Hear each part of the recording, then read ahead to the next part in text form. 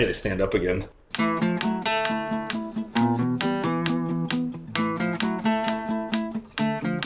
Hey, you're here in person? I'm here in person. This will be weird for you to listen to, everybody, because I don't sound like I'm calling in on a radio show or something. I mean, it kind of is like a radio show. Yeah, maybe we both sound like we do. Yeah. Now everybody's confused. They're like, hey, they sound the same. Like, what are they doing? I don't know. Changing shit up. Changing it up.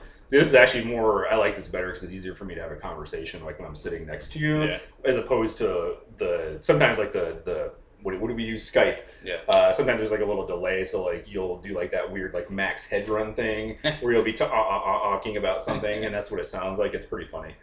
But I gotta just kind of put it all in context and hopefully I can understand what you're saying. But now that we're here, it's a lot easier to have a conversation because I don't have to wait for the delay either, Yeah, it would be kind of sweet if I did have that table thing, because now I'm trained to look at the computer while I'm talking and you're next to me. I know. So it's like, what do I do? Well, we're sitting really close too, so it's kind of awkward if we're like, we'll be like knee to knee, like, hey, no, it's fine. But I know, but I'm looking at the computer too, so I'm watching the recording device go and seeing the sound waves. I'm like, oh, this is fascinating for some reason. Ooh.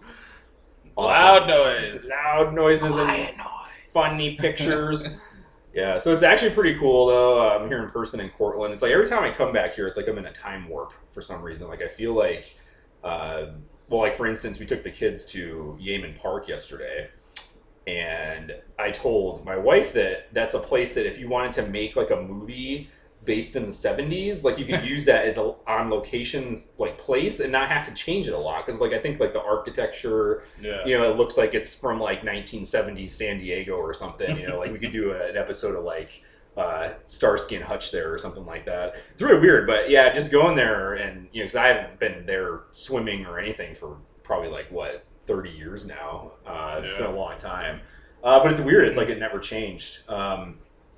But yeah, it's just weird. It's like where I'm in a time warp. Like this place is perpetually stuck in like the 80s for some reason. I don't know. That's when it started to drop off the map, I think, a little bit. But yeah, I mean, there's been some superficial changes, but for the most part, they don't really upgrade any of the infrastructure. No. Well, it's funny. I was telling your brother earlier too. I walk around, I still see like the headquarters of the New York Jets summer camp now. And it's like they're not even here anymore. Yeah. Like, you wasted your time. I mean, I don't know why you would change it. Like, I mean, they should have known that they're not like going to be here for like 20 years. It was like a year-by-year contract. So like, why would you go and every year you're biting your nails? Are they coming? Yeah, basically. And then I mean, your place you work down there still has that official. I was hoping they would take it down. Well, just take it down, man. They're not coming back. Like, are you hoping? I mean, I get like with the guy at Doug's Fish Fry, he's just a Jets fan anyway. So that's, I mean, he decorated it, but he turns it into Jets Fish Fry. It really is too much.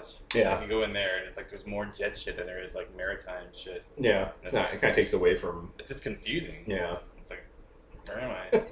Am I in the NFL, the official seafood restaurant of the New York Jets, or am I at Doug's Fish Fry? I mean, I still like Doug's Fish Fry, but it's very. It's kind of. Yeah, it is overbearing. Fix the fucking decor a little bit. Yeah, I mean, I think if you had like a picture or two of the Jets up there, but that huge helmet with the autographs, I don't know. Yeah. What are you going to do with that?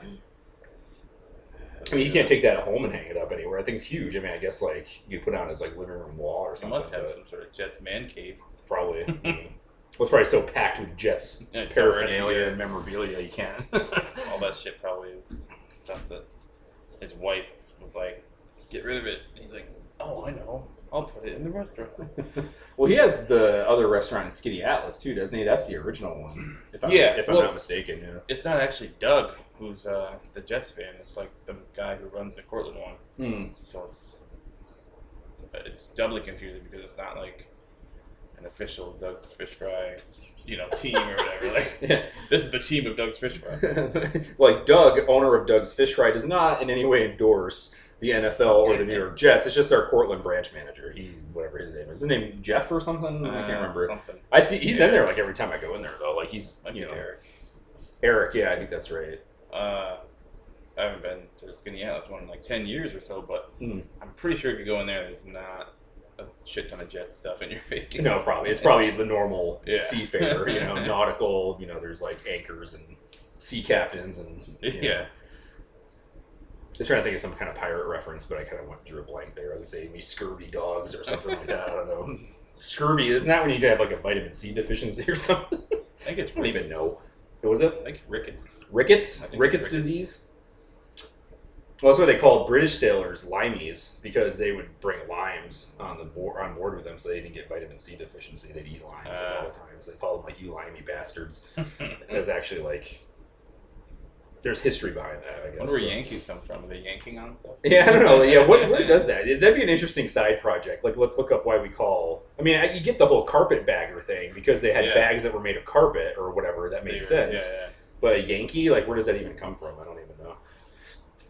Oh yeah, we could just look it up while we're looking. Where does the term Yankees come from? Speaking of Yankees, didn't Derek Jeter buy a house out in Skinny Atlas too, or something like that, like a summer retreat? Actually. Huh. That'd be interesting to see him walking around town. He probably doesn't do that. Oh, he's probably in lockdown, if he's even there ever. Yeah, that's true. I mean, they kind of are a little bit more of an upscale area, so I think they'd be more sensitive of having like a high-profile celebrity there. Yeah. But, I mean, if someone like that came to Cortland or... All it takes is one person to lose their shit, though, and the whole fucking stack of dominoes goes down. It's like, Derek Jeter, I love you, marry me, have my children. Like, no, I'm leaving. Yeah. I'm selling my house here. You're not really telling me why, though. Yeah, it says the origin of the term is uncertain. Yeah, that's right, because Yank is like an abbreviated, like, yo, you're just a Yank, you know, or like you're a Yank from the north. Huh. Wikipedia is kind of confusing me more than enlightening me. Wikipedia. It says Dutch origins, Canadian usage, Native American roots. Like, pretty much they're like, we don't really know where it came from. We're just going to throw a bunch of crap out at you. And, right. Yeah, because that's where there's the Yankee Doodle. That was the Revolutionary War song, right? Is that what it said? Battles of Lexington and Concord. Yeah. Yeah. Yankee Doodle Dandy. I'm finding nothing that tells me like why they started being called Yankees. Just like the geographical origin or whatever. Well, there's a side project for you listeners out there. Help us find out where the term Yankee came from. If you have any insight, that'd be helpful. That's super annoying. Internet's supposed to tell me things immediately. I know, right? You're failing me, Internet. Why did it had something that it wasn't even related to that? It was like the Oregon State Registry or something. Where does the term Yankee come from? Well, here was some stuff about Oregon that we want you to know. Like, no. This says the first known usage of it was in a letter from 1758 by General James Wolfe, used it as a term of contempt for the American colonial troops in his command. Yeah, but what does it mean? Yeah, it's like these Yankees, these stupid Yankees. Like, there's gotta be something though. Like, that's just weird. Huh. Oh, okay. It says Washington Irving wrote a humorous explanation of the word as coming from a term that in the Chusig or Massachusetts language signifies silent men. So it's like Native American. Is that what it? Okay. Yankees are quiet? Yeah. No. Okay. Well, it says Yankee derives from the pronunciation of the English word for English in one of the languages of the Native Americans. However, no form resembling Yankee has been found in records of any Native American language. Huh. They have a Dutch theory. And according to the Dutch, Yankee, which is a variant of Johnny, diminutive of Jan. They're just making this is like nonsense. Yankee originated as a nickname or informal term for a Dutch person, deriving from Jan Kees, a compound name made up of Jan or Jan or whatever, and the common Dutch name Kees, short for Cornelius. Yeah, it says there's not enough evidence to confirm any of these. Like, well, thanks a lot. You read 2 paragraphs, but it could all be bullshit. That's how they get you. They're like, yeah, facts, but not really. And that is from the American Heritage Dictionary. Well, whatever. That's about as good as we're going to get, I think. Jeez. So, limeys is clear. Yeah, they limes. The Yankees were like, means nothing. Yeah. That's great. I mean, I think probably the more plausible is probably the Native American. You know what I mean? Because you think about it, like when they came, there's that whole legend of us buying Manhattan with like cholera blankets or something like that, or whatever it was when the settlers landed. So shit. I would kind of feel like there probably some word that they had for us, probably derogatory is what I would assume, from Native American language. Yeah, I mean that makes. How the fuck did the British come to? I mean, I guess they were here like fighting or whatever. Yeah. Well, yeah, we were mainly a British colony, right?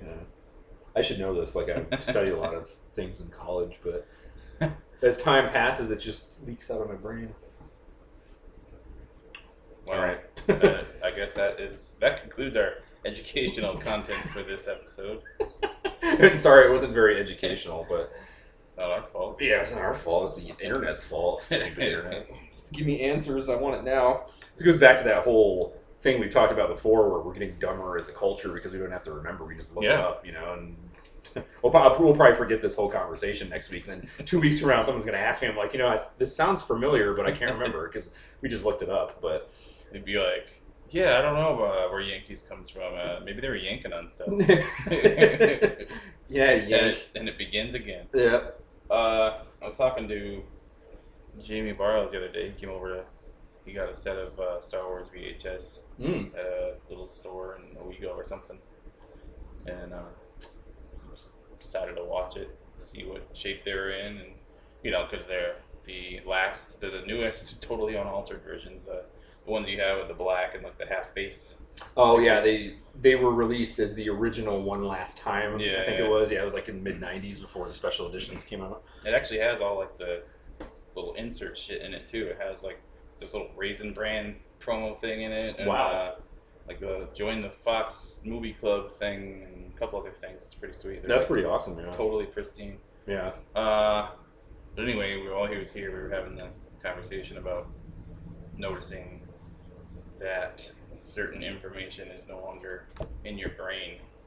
Like, I don't know, like I don't have an example, but I was trying to recall something about, I don't know, like life in high school or whatever, that I used to it was right there, I knew this shit down cold, and I couldn't fucking remember for the life of me. Yeah. Like, I guess that means I've moved on with my life, right? Yeah, I would think so. I mean, I think eventually at a point you get to realize that the stuff that you knew doesn't matter, or like the life that you lived didn't matter, and you just kind of conform to your surroundings, and you're just kind of living in the moment now. I see that. I mean, you're right. I mean, there have been times where I try to recall something, and it was easier than as the years go by. I'm like, what was that thing that happened that one time? And it takes longer for me to get it. But does that mean you've replaced it with more current stuff, or you really are getting, I don't know, senile in some way, like low-level senility or something? Yeah, I hope it's not that. Yeah, me too.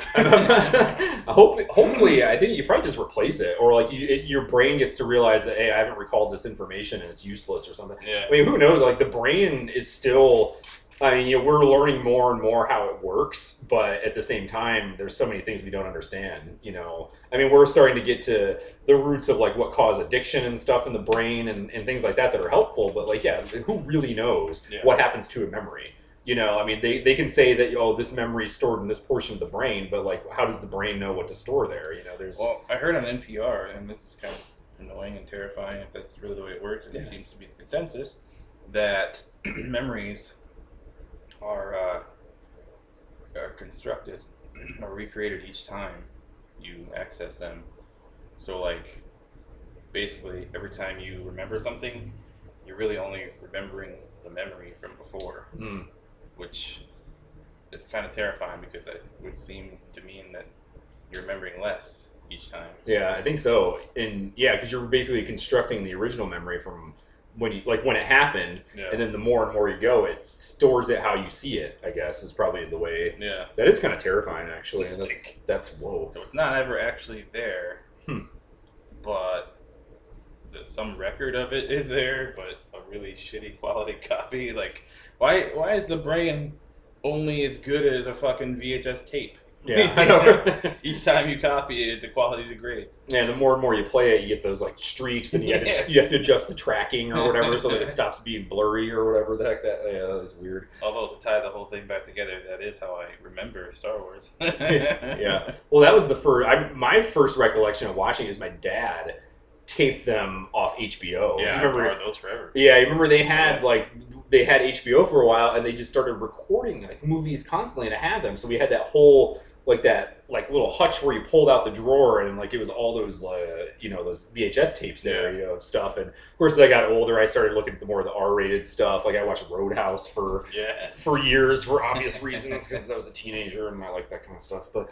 but yeah, I remember him taping the Star Wars movies off of that, and then sometimes I think he only had like The Empire Strikes. Like he didn't have the original. He just had Empire and Return of the Jedi. So I remember going to like Video Circus and renting Episode 4 from there, and I didn't understand how video stores work. I thought you'd rent it and then you would rent to buy or something, but I didn't. Yeah, that's besides the point. But that memory triggers a memory. Yeah, boom. In me about your life. About those tapes. Trigger. Well, so yeah, that kind of makes sense that at least for a while you only had Empire and Jedi because when I got around to borrowing them, there were all three, but the first one was from like TBS or something. Yeah, it was like off. And commercial cuts and shit. Yeah, I hated that too because they would do that too. They'd take movies off TV, but then I had to fast forward through them. Like, what? Yeah, some of them were cut out, some of them were in there. I'm grateful for that shit years later though, because I don't know, it's always hilarious and interesting to see what the commercials were from a certain time period. Yeah, well, it's like going through the time warp, like I said, coming back here. It's like if I went to Yemen and watched a bunch of old VHS tapes, I would have been instantly 12 again. It's weird. Wait, what am I doing? What am I doing? I have kids now? What? Who are you? But no, I didn't actually own like an actual produced or like manufactured copy that you buy in the store until the ones that you were talking about, the original remasters that they did with the half face. It was like a Yoda, Darth Vader, and like a Stormtrooper or something like that. I can't remember. Yeah. But yeah, that was good times. I remember I got those for Christmas, I think. I got Rebel Assault that year too. We were playing. That dates it. Yeah. I remember playing that, and I was like doing something, and I was telling you about it. And I looked back and like you weren't there, like you left the room in the middle of me talking about it, and you were like outside the door like laughing because you're like So I was basically talking to myself. See, that's one of the. I don't think I've only like recalled that once or twice, so I'm pretty sure that's vivid. Still in pretty good shape. Yeah, that's a good shape right there. That was pretty funny. I remember that for some reason. I don't know why. If like it was like hilarious that you did that, or I was like really mad that you did that. I don't remember. But that's one of those memories I have, just some randomness that happened, when we were kids or whatever. What about you were in my closet and you said red rum one time and I walked in there from the dark. Yeah, did that scare you, I think? Or reach for your throat or something? Yeah, you were like ready to attack. I don't but like you knew I was there, I think. Like it wasn't like I showed up and like you didn't know I was there or something, but I don't I knew something was going on, but I didn't know from where, what direction. Well, let me tell you this piece of ridiculousness that has to do with red rum. That's funny. That's a perfect segue. Ooh. We didn't even plan it. I was watching something on the internet the other day. Well, it's widely known. Stephen King is the author of The Shining, and Stanley Kubrick directed the movie The Shining with Jack Nicholson. And Stephen King, I'm not going to say that he hates it because I'm not going to speak for him, but I know that he's generally displeased with the screen adaptation of the book. Because it's completely different. I mean, the shell of the story's there, but it's like Stanley Kubrick did all this weird stuff to it, and he left a bunch of stuff out. And I was watching about an hour-long video of, it was like a conspiracy theory that when Stanley Kubrick directed The Shining, he was leaving you clues and codes that he was the one that directed the fake Apollo moon landing, because there's a conspiracy theory that the moon landing is staged and it never happened. Yeah. And he's the director that got to do it, but he leaves clues in the movie telling you that. Some of them were really, really thin, but some of them were kind of weird. But I thought that was funny because, of course, in the Shining movie, and even in the book too, the red rum thing is murder spelled backwards, and Danny gets into one of his trances and it's like red rum, and it's like really creepy.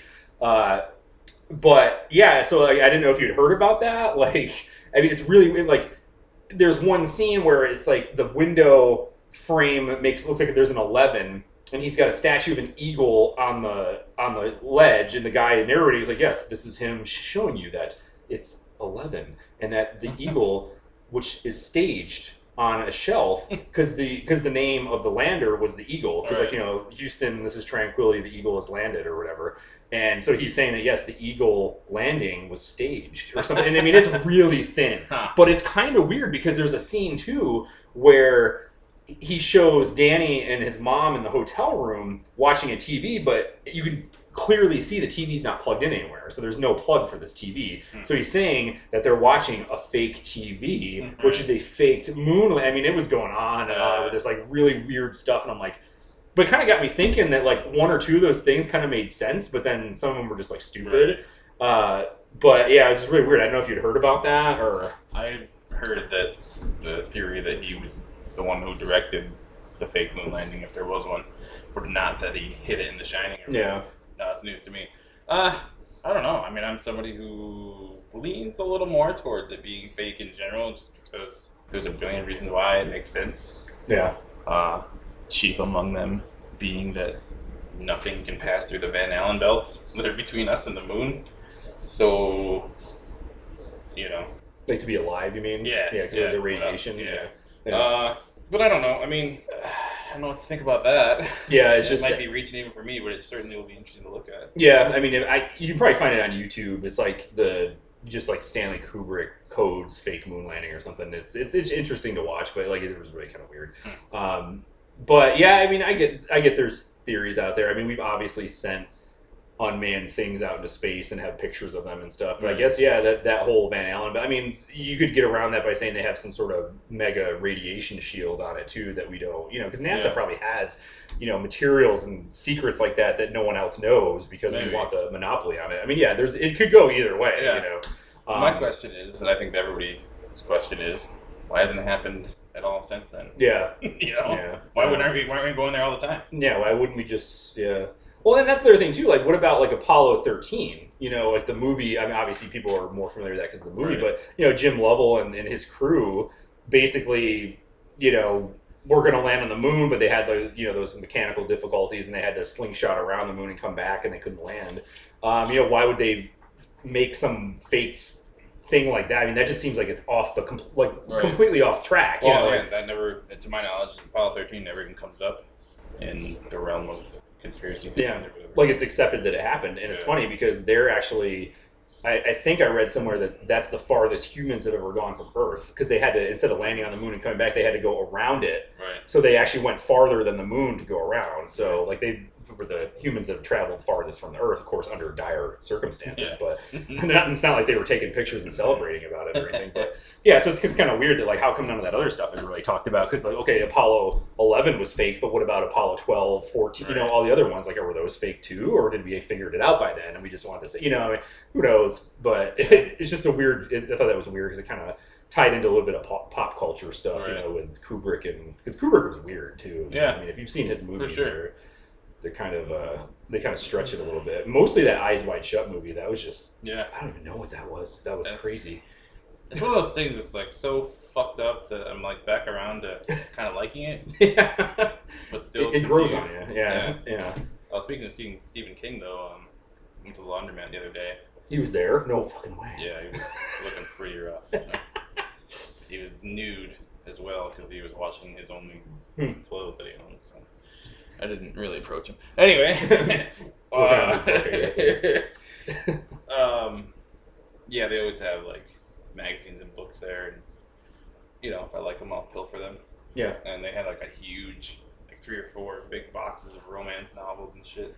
My brother was just like picking them up and making fun of them or whatever.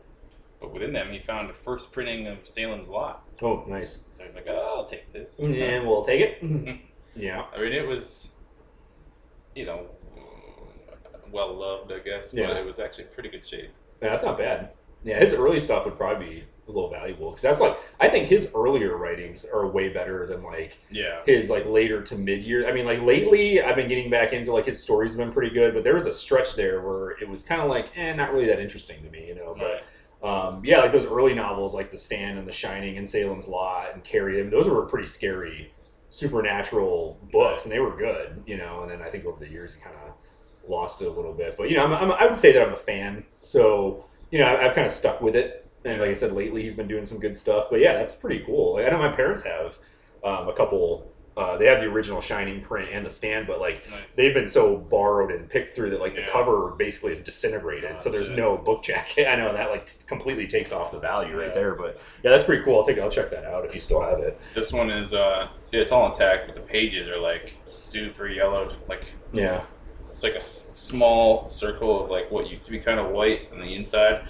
The whole edge and like circumference of the page is just fucking brown to yellow. Wow. But they're like not wrinkled or anything. It's just really weird. It's like it was either touched constantly but gently, or like left somewhere. Yeah, it probably might have been left just with that weird pattern, you know. But yeah, someone probably was reading it with like they just touched the corner and you know, like they knew it was gonna be worth money someday. But yeah, that's pretty cool. Awesome. Yeah. First printings. Yeah, you know they had there's a bookshop in Saratoga called The Lyrical Ballad, and they actually have a lot of like really rare books. They have a first printing of Slaughterhouse-Five, the Kurt Vonnegut book, and the last time I asked him, he wanted like $1,000 for it. So I'm like, man, if I get rich someday, but every time I go in there, it's still sitting in the case because like no one will buy it. You know, it's $1,000, but I mean, if I get rich someday, that's like one of the first things I'm going to do. I'm going to walk there and buy the first printing or the first edition of Slaughterhouse-Five. It's pretty cool, but it's like in an old bank, so they have like a bank vault in the middle of the store too. So they put like rare books in there, and you can kind of like look through the bars like longingly, and like they'll open it if you're like serious about looking through it. But if you look like you know I do right now, you know, with mesh shorts and a dirty T-shirt, they're gonna be like, no, you don't have enough money to go in there. I don't know, but it's pretty cool. Let's put a dress shirt on or something to go in there. Yeah, I'll put a suit on, you know, and be like, yes, I'm interested in buying rare books. I'd like to look in your vault, please. You're like, God, this is nonsense. I don't want any of this. I have a pipe and a scarf, you know.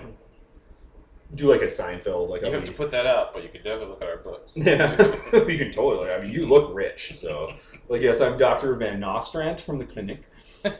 You just have to go to the track, and you know. Have a couple of ponies pay off, and go straight to the bookstore with your winnings. Yeah. Actually, track season starts in like a week. That's going to be hell. Hell for a month. In Saratoga, anyway. It gets ridiculous down there during track season. Like, I try to avoid it. We went to that concert that one time. Luckily, you know, when we went, it was nighttime. Remember, because we went to Motley Crue. That was during track season. But luckily, you know, it was nighttime. There was no races going on, so everyone was just out dining and stuff like that. It's still a little busy, but... But yeah, it's murder down there during the day if the track's going on. And the funny thing is, I've lived there probably, man, it's going on almost 10 years now, and I still haven't been to the racetrack. Like, that's like a thing you have to do if you ever live there or go there, is go to the track. And I'm like, I don't know, it doesn't really, watching horses run around. I mean, I think it's more of an ambiance really than watching the horses, you know. You're not even there to do what you're actually there to do. You're there to have the experience of having done it. Well, and the thing too, they have, you know, you can buy tickets to go to like the grandstand or like, you know, private boxes and stuff like that, but they have free picnic tables that you can hang out with or hang out at, but you have to get there like right when they open at like 6 or 7 in the morning and like run to a picnic table and save it for yourself and family, and you got to keep it all day because people will, you know, go there and put their stuff down and like, nope, that's my table.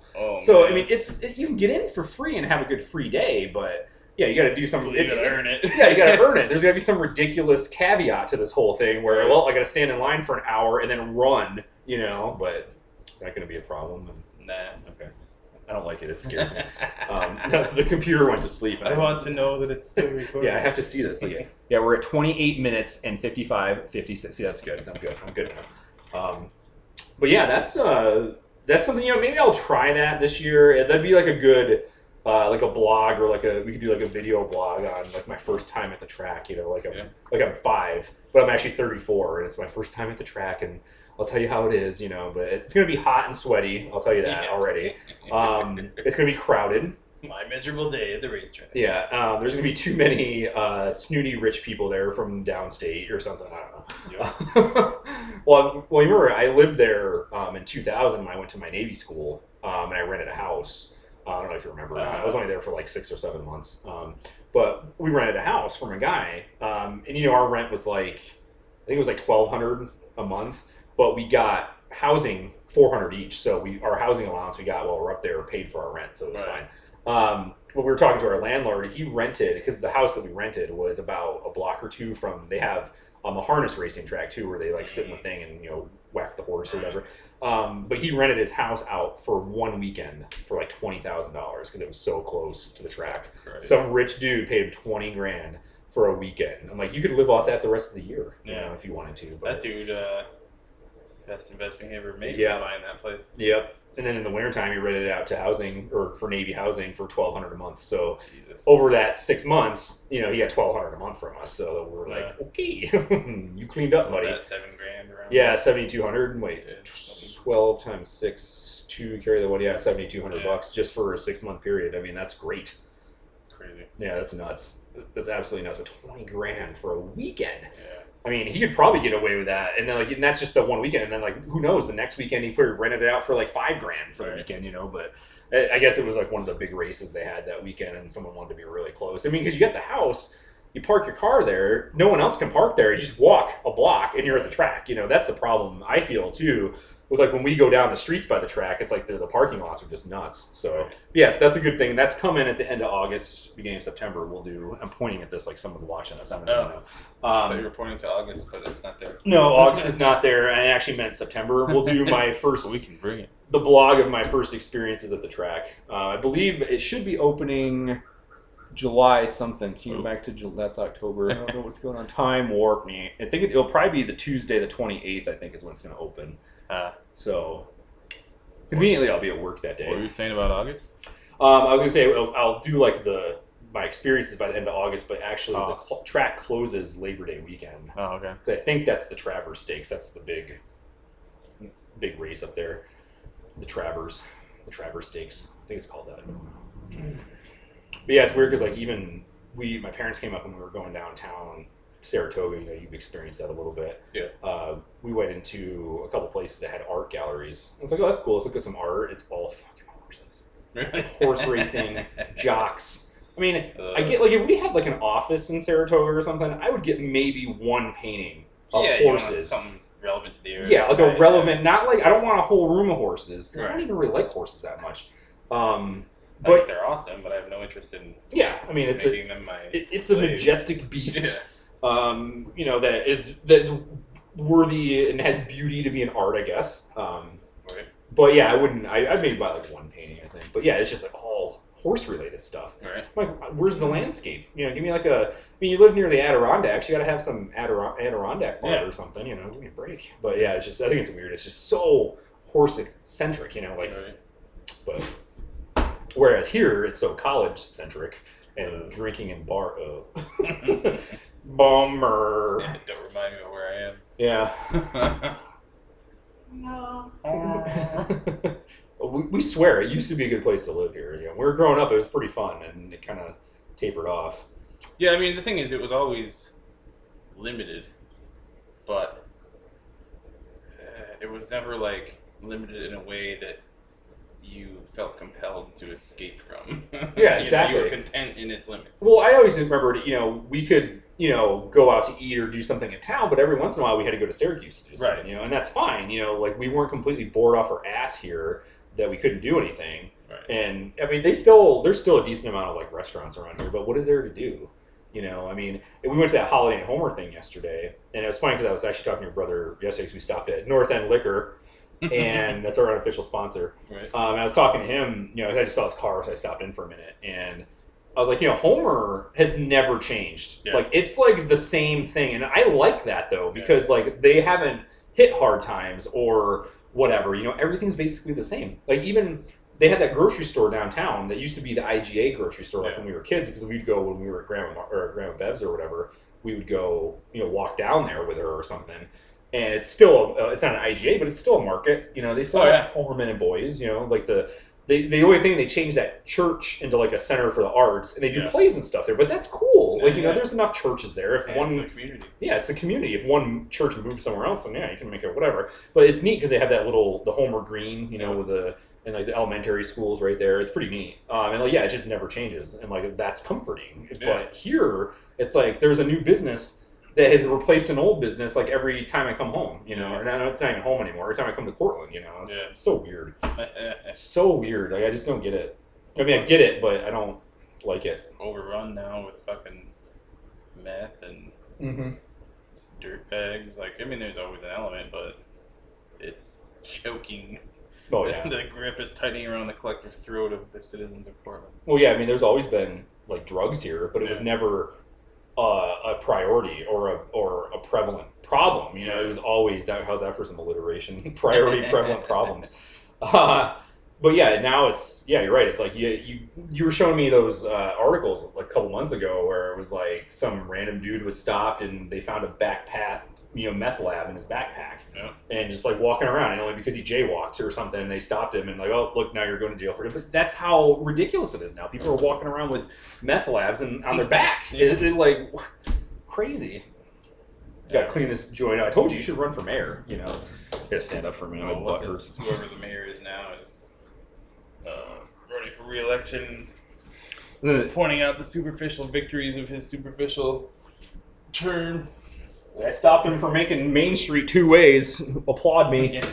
It's like, who cares? He said something about like some silly fucking statistic along the lines of, I'll have you know that growth has remained at 2% over margin for the duration of my term, or something silly. I don't know what the fuck it is, but something along those lines. And it's like, hurrah, great.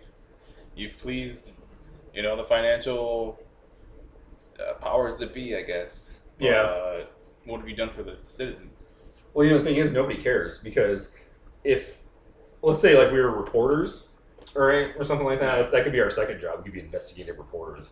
Well, like, go to the... Say we aren't already. Well, I know, right? Well, let's go to the Glenn Greenwald School of Journalism. He doesn't care about us. But anyway. Book a flight to Brazil. Yes, I will be there.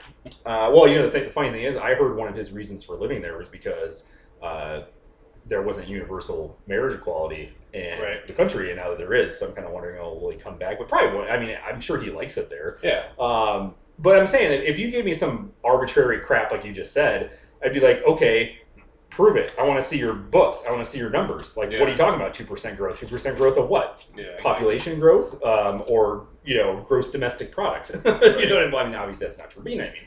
Like, give me the proof. Like, show me what you're talking about. Instead, they're just like, oh, let's just randomly throw out statistics, and hopefully no one will ask questions. And of course, the Cortland Standard's not going to ask any questions because they're not.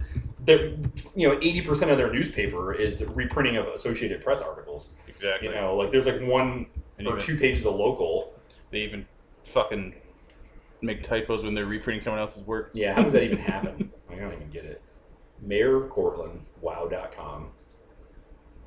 Oh yeah, Brian. It is the Tobin. It's Brian Tobin. Yeah. Sorry, you're a public official. You're on the record. Now you're not on the record, but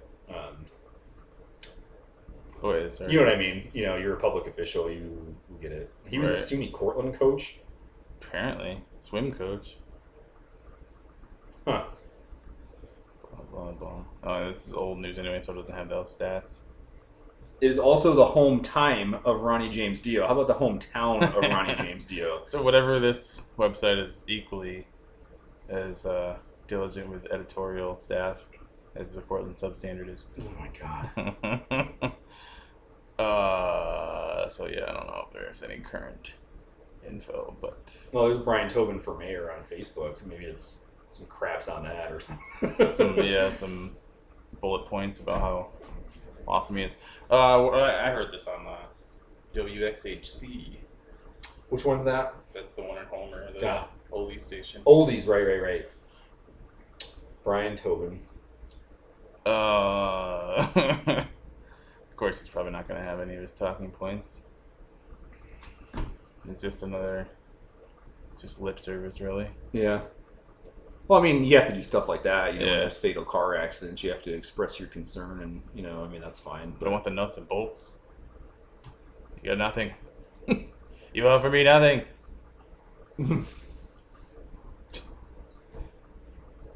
Okay. Thanks for the bio. Let's go to BrianTobinForMayor.com. Yeah, that might be it. Where he's perpetually running. Oh, it doesn't even exist anymore. Look at that. Might want to fire that back up, Brad. Yeah, I know. Who's running against them? Is there anybody even? Yeah, there was, I think, two. They said at least two people had filed under some weird like family something party to oppose him. Like it wasn't even it wasn't obviously Republican or Democrat. It wasn't any third party I've ever heard of. So that's weird. Family values or something. I don't know. The family values. I'm sure there's some kind of like religious element to that almost. But yeah. Anyway, yeah. So we should just run under the no bullshit party. Like stop being made of bullshit. Right. Cortland's in rough shape, folks, and it's gonna take way longer than I can, be here for to fix it. Yeah. But at least I'll try. Yeah, you could. You could put something in motion. Well, what do you think of this the burned dairy plant that's going to open up? I mean, is that really going to be a game changer in the face of the economy here? I mean, how many jobs is that going to be? Because I hear it's just like a yogurt plant. They're making burned dairy yogurt there or something. I have to say that this right now is the first I'm hearing about it. You haven't heard about this? It's No. going to be out, I think, somewhere out Cortlandville area where Walmart is. Maybe they have something to do with it. I don't know. Huh. Well, Walmart. It's a good Walmart. spot for it. Actually, it's funny because Walmart in the area which I live, the greater capital region of New York State, they actually do sell burned dairy products there. Right. So, unfortunately, that means burned dairy has some sort of sell my soul to the devil contract with them, I'm assuming. Yeah, right there, Cortlandville. Burned Dairy officially opens new yogurt plant in Cortland. Gotta watch the video story. I don't want to. You can't just write an article about it anymore. Yeah. Jesus. Well, it's funny because when we come here, we go 481 from the thruway around Syracuse, and there's that big burned dairy. I think that's our main plant right there, or something. But there we go. Well, if it's already opened, it obviously hasn't changed anything. Well, no wonder they're selling all this yogurt right at the Walmart, which is right next to it. Yeah. Well, that's easy. That's an easy outlet, I mean, I get, as a local company like that, it's one of those things that I would rally behind, burned dairy. That's something that, we've always been privy to, since we've been growing up and stuff. And, I would support a local business, Right. So, I mean, if they got to sell in Walmart, so be it, but. Yep. I mean, I guess seems like it would help. It doesn't really talk about the number of jobs it'll bring with it or anything. Because I don't know, I feel like, I plead ignorance about the yogurt industry. Yeah. But I imagine that they're either transferring people from within or whatever that already know what the fuck they're doing, or probably looking within a certain sector of the dairy industry to hire more or something. Like, it doesn't seem like it's like a Marietta where you just hire local scumbags to stay on the line or whatever and put lids on. Yeah. Well, I mean, I think you could probably there'd probably be like a master yogurt guy or something that would like show people how it needs to be cultured, and they probably have like a couple people overseeing it. There's a master or something. Yeah. Well, no, he's gonna stand there. He's got like a really long beard and a staff. He's almost like a wizard. Okay. Yeah, he's a yogurt wizard. He's the yogurt wizard, and he probably like because like it's got bacteria and cultures in it, so it's weird. Can't fuck with that. But I mean, I'm sure there is probably like assembly line, shipping, receiving, and clerical. I mean, I would say probably 50 to 100 at least in an actual manufacturing plant. I mean, that's probably a low ball in my mind. I don't know. I plead ignorance to yogurt. I mean, because I'm pretty sure there are yogurt wizards, but that would be pretty awesome. I wish my boss was like a wizard. I mean, that would be pretty cool. Like, I would enjoy going to work. If my boss was a wizard. Yeah. I like that you're only pretty sure that there's no yogurt. Yeah. I mean, well, who knows? Maybe some guy who's delusional that like is like the head yogurt specialist or something thinks he's the yogurt wizard. I mean, it's not completely out of the ballpark. It's probably 99% not true, but we could one could hope. I think they'll be making the right mixture of bacteria balance your food item is sort of a type of alchemy. Yeah, it kind of is. That's where wizardry has its origins. Chemistry, there's some sort of chemistry involved, I'm sure. Who knows? I hadn't heard about it at all, and this article is dated from October of last year. So. Yeah, officially. Oh, so they must be open then, huh? Maybe I'll take a drive out there and see what's going on. I had no clue about that. Just drive up there. Are you guys open yet? Yeah. Can I get a free sample of yogurt? I like Greek yogurt. The wizard here. Yes, is the wizard here? That is do some like kind of weird hand signal code. Like he'll know, and they're like, okay, click, lock the door. Show up with a little Harry Potter scar on your forehead made of yogurt, smeared out. That's funny. We watched the second Harry Potter movie last night. Let me give you some beef on that for a second. All right. First of all, I will tell you, I put off reading the Harry Potter book series. Did we talk about this already? I think we mentioned some of it. Yeah, like I haven't, like, just to recap, like I put off reading those books for years because I thought it was stupid. Yeah. Big mistake. They were like probably one of the best stories ever written, in my estimation. Like J.K. Rowling is an amazing writer, and I've not read her adult fiction yet. I'm kind of looking forward to it, but like Harry Potter is a great story. And you know, when they make it into a movie, they got to edit stuff out, so it's not quite the same as the books. But the movies were pretty decent too. But they did leave a few, I thought, interesting details out. But anyway, she did. J.K. Rowling, I think it's Rowling. I don't even know how to pronounce her name. Is it Rowling? Okay. I apologize, ma'am. I respect you immensely, but I don't know how to pronounce her name. But she announced there's going to be another Harry Potter story, not a book, not a movie. It's going to be a play in London. And, you know, 99% of the world that likes Harry Potter's, like, thanks a lot, J.K. Rowling. Now, how the hell am I going to see that? You know, because, like, you gotta live in London. It's going to sell out as soon as the tickets go on sale. But she's going to have her hand in it. It's going to be a Harry Potter story. It's called, like, Harry Potter and, like, the Cursed Child or something like that.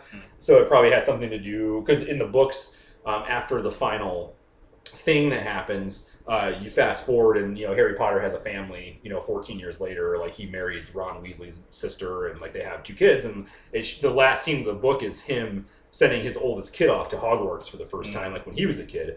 So I'm assuming it probably has something to do with his children, like maybe when they're born. But there's a lot of intricacies here I don't want to explain about the story. But it sucks though, you know, like I'm like, come on, like, I mean, she's like, believe me, this is the only format it can be done in. And it's like, why?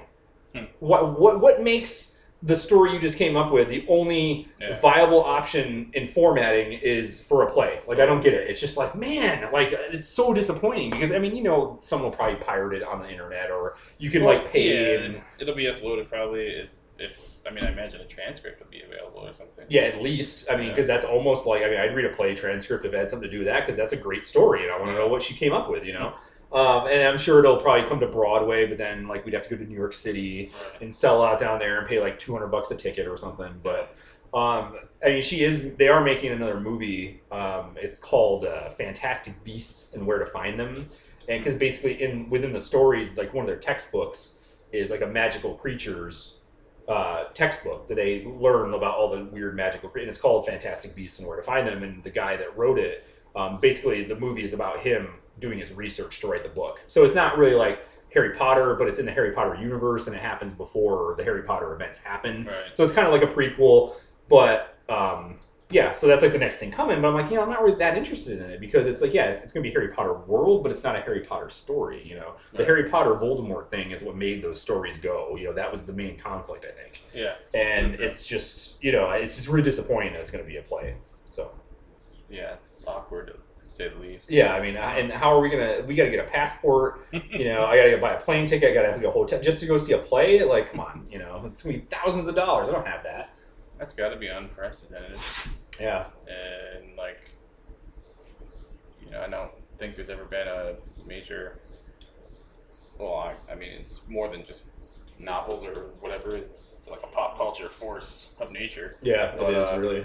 I don't think anything's ever, like, continued on only in this, I don't want to say obscure format, but I would say limited format. Yeah, I was going to say limited, probably not obscure, but yeah, like a limited thing. Like, I mean, because like how many people can sit in a theater?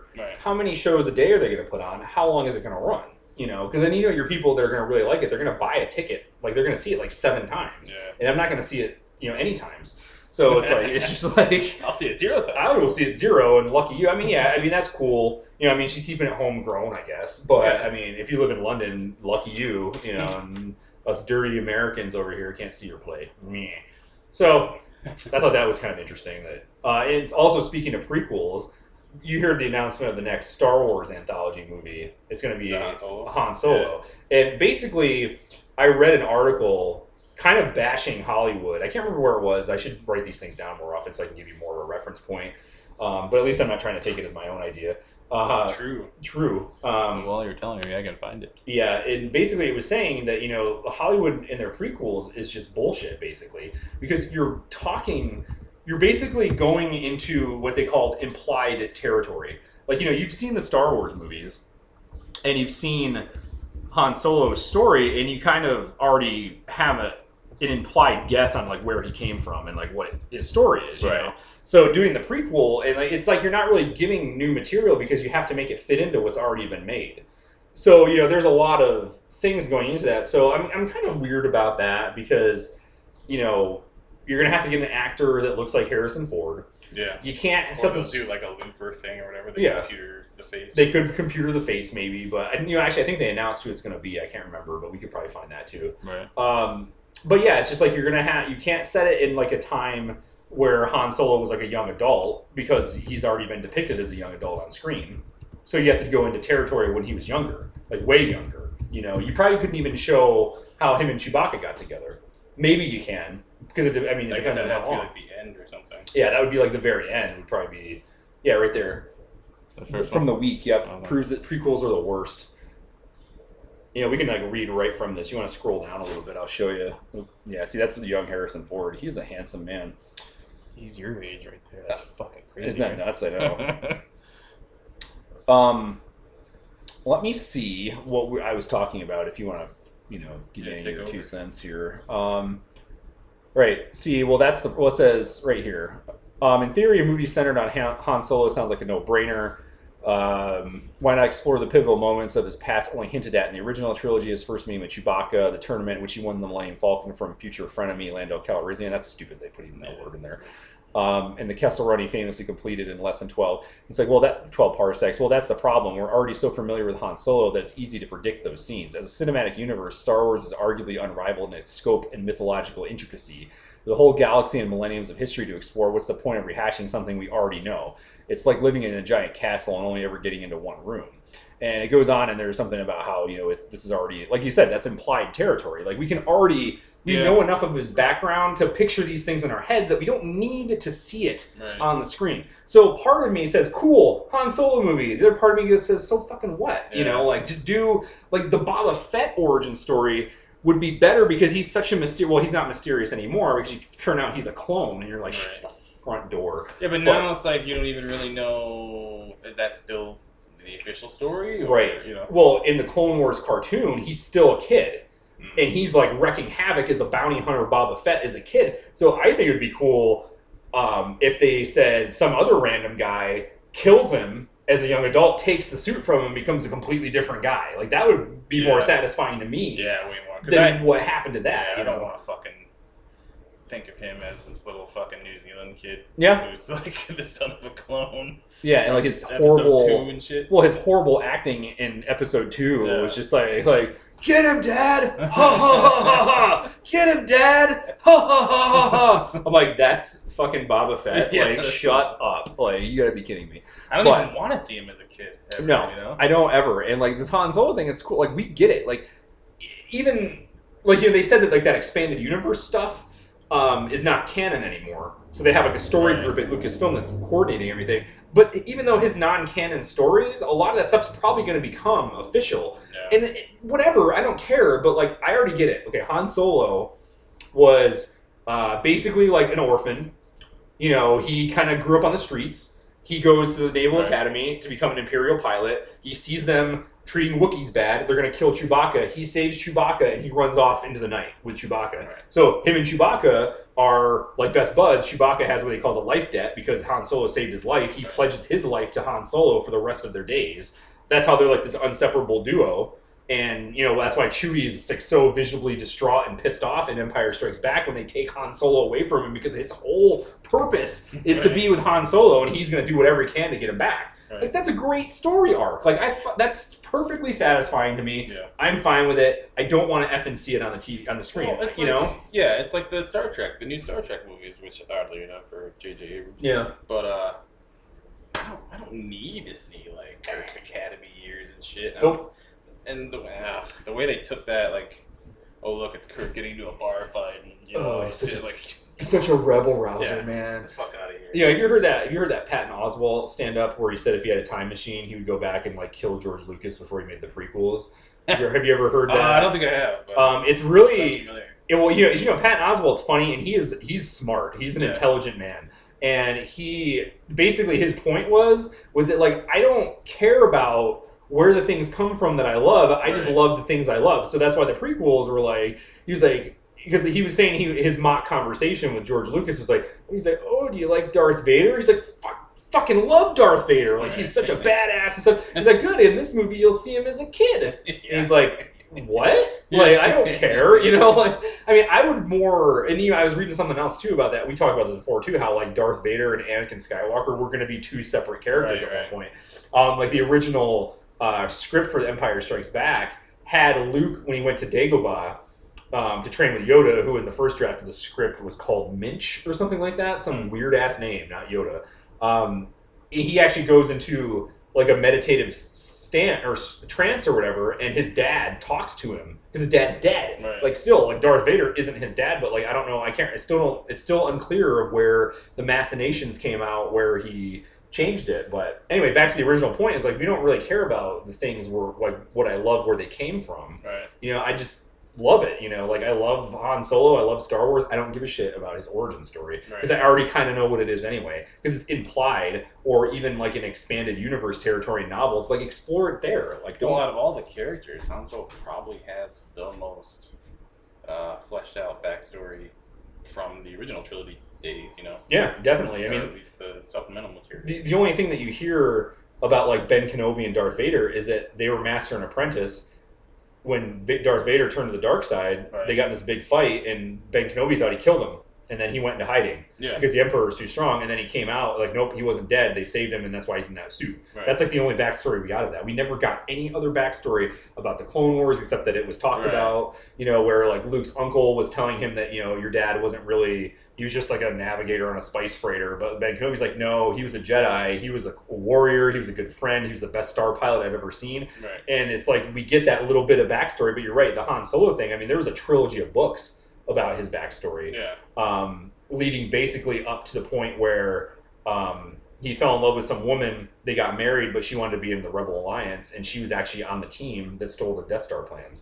And she ended up dying, or something like that. And he finds out about this right before he meets Obi-Wan and Luke in the bar and wants to take him to Alderaan. So it leads right up into that. And it wasn't really that good of a story, I thought, but it did show you that he already had an affinity for Wookiees because when he was a kid and on the streets, he got taken in by like a smuggler or like a pirate, and the guy had a Wookiee on his staff or something like that, and like he became really close with like this person because the Wookiee was like looking after him because he was still a kid, and he got a good relationship, and I guess they ended up like getting in a fight and killed the Wookiee, so he got pissed off about that and went off and did whatever. And then like the second book picks up with him like rescuing Chewbacca from the Imperial Academy or something. But I mean, it was basically that was what his backstory was, and it's like I don't really. So that book doesn't officially exist anymore. No, it doesn't. It's legend now. So it's like.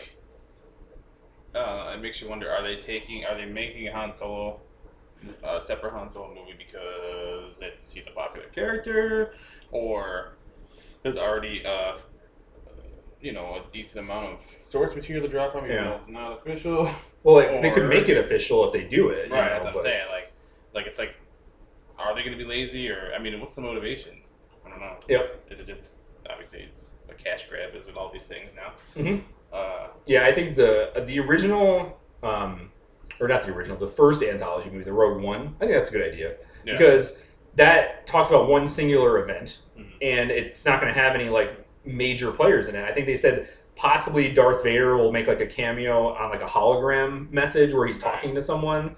But that's a neat idea. It's like, how did they steal the plans? Like, they never talk about that. Right. That one event you can do a movie about. Right. I don't want an event about this guy's whole life. It's like, just, we get it. Like, we already, it's implied territory. We kind of have our own ideas about it. I don't want to see a movie that's going to be the official story of, like, where Han Solo came from. I don't want it. And also, where does it fit in with the prequels? Because, like, if you're a kid now, you have to watch the prequels, and then like, what, you have to watch this first, and then watch, Yeah. Like, you gotta watch 4 movies before you can watch 3 other ones. My kids right now are still confused about how the Star Wars movies work because they only know the prequel trilogy because that's the stuff that's marketed to them now. Right.